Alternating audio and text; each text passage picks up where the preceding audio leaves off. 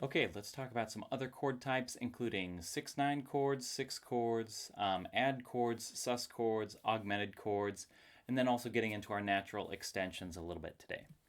So we're going to start off with 6/9 chords. The very first chord we learned from our basic 7th chords was the major 7th chord, C major 7.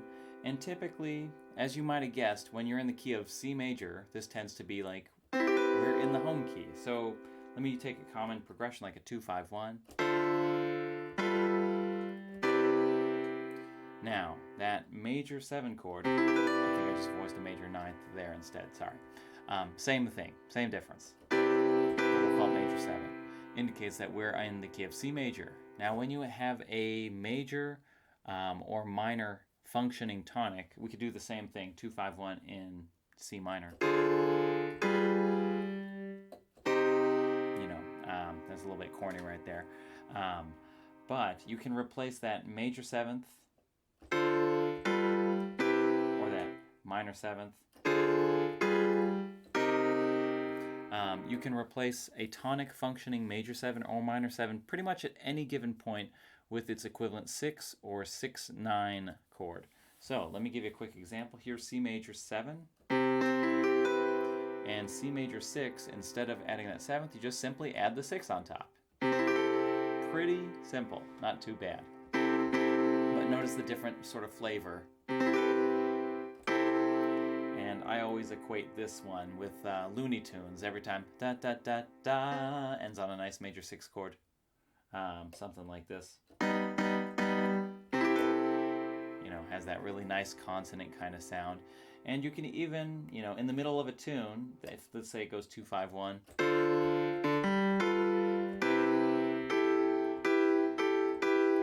you can even interchange them for each other kind of on the fly. That major 6 chords and 6/9 chords, or minor 6 and 6/9s, they can sort of substitute for your tonic home key, whatever that might be. So in the case of a minor key, 2-5 in minor,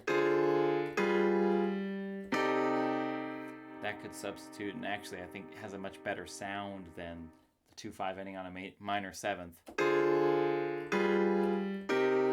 It's not so clear that that's our home key. And when I hear this minor 7th sound, I'm already thinking, is that the beginning of another 2-5?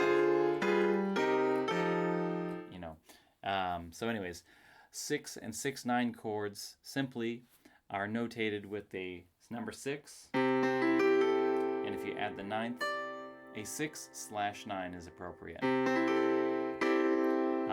kind of notate that there. Let's go ahead and move on to sus chords.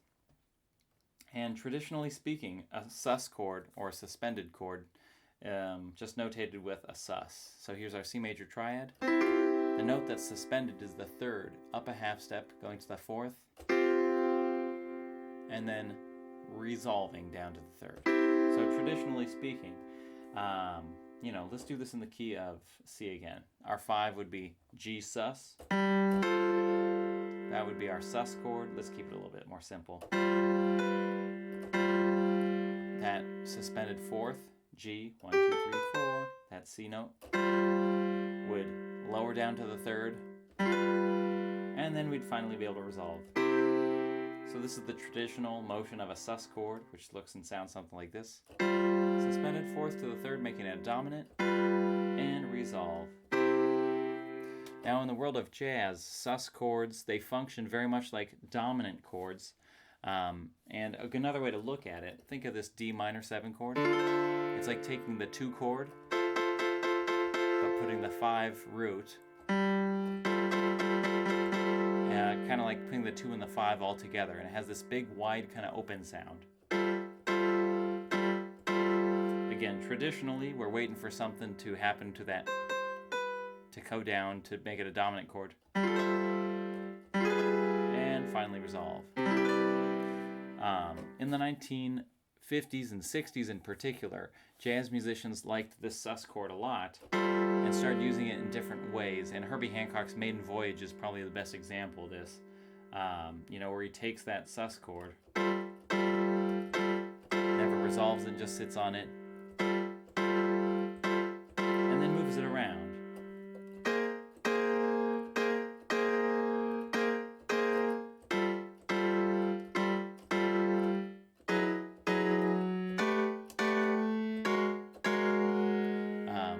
not resolving it. That's more of a modern jazz kind of tactic right there. But that's that sound of that sus chord, which has this, again, kind of open sound. Good to kind of know where it historically comes from. Another sort of alteration within our triadic structures, and again, we talked about seventh chords, which can be, now we know if it's a home bass, replaced with our with our 6 and 6/9 chords, kind of function in that same sort of way. If you had a dominant chord, you can suspend that third to the fourth, make it a sus chord and resolve, or you can just hang there, depending on what kind of 5 functioning sus chord we're going to be looking at. Another alteration to that major 7 or dominant 7, minor 7. We haven't talked too much about the fifths, and the fifths haven't changed much unless we get into the diminished territory of diminished 7th and half diminished 7. However, there's another direction the fifth can go on a major 7 chord and any major triad chord, so majors and dominants, and that would be augmenting it, which is a pretty cool and wild sound on a major 7th chord, or if you like that song Brazil, it's a passing note. However, that augmented chord with the raised 5th has a kind of unique quality when it's on a major 3rd. In fact, it's 2 major 3rds stacked up on top of each other. And if you keep going up another major 3rd, you get back to the root. This is another symmetrical kind of shape, like our diminished chord. If you keep stacking major 3rds, you end up with that augmented shape, or that augmented sound. And this can apply to major 7 chords. It can apply to dominant 7th chords. And it just adds a little bit more sort of like mystery, or when I think of this particular sound, I always hear like those Hollywood dream sequences are about to begin when I get that augmented kind of sound. Oops, I put a major 7th in there. Usually Hollywood's not quite as hip as a 7th chord or above, but I digress.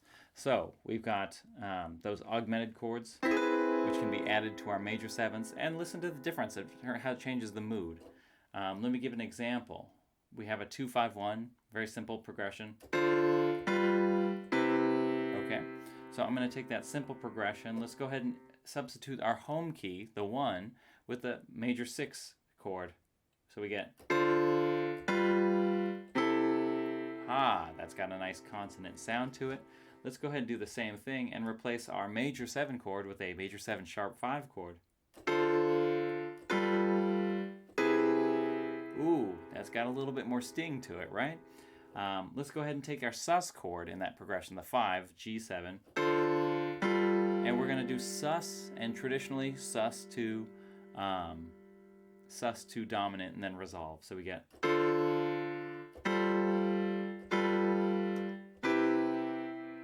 and that would be putting that kind of sus chord into practice.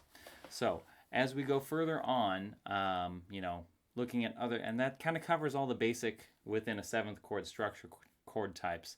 Let's look a little bit at extensions. So if you're talking about extensions above the 7th, there's a good general rule, and this works for majors, minors, half diminished type chords, augmented chords, same sort of story. But the general rule is when you want to find a consonant extension. So in the world of jazz, the word consonants is quite different than the world of classical music. In classical music, this is a dissonant sound because of that major 7th interval. However, in the jazz world, this is considered a home sound. And you can have consonant extensions like the 9th. You can have a 13th on top of a major 7th, which, by the way, is like a 6th chord and a 7th chord at the same time. Because we have that 6th up here, called our 13th, and our 7th down there. This would be considered a consonant kind of sound. A general rule for finding a consonant extension is very simply, think about your basic triad chord within our major 7 here, and go a whole step above the root 3rd or 5th, and that will give you the consonant extension. So a whole step above our root, which is C, would be a whole step up to D, which gets our 9th. A whole step above our 3rd is going to be F sharp, which gives us the sharp 11, which is an altered extension, but is considered relatively consonant on top of this major 7 sound. And if you go a whole step above our 5th, G, you'll end up on A, the 13th, our major 13th.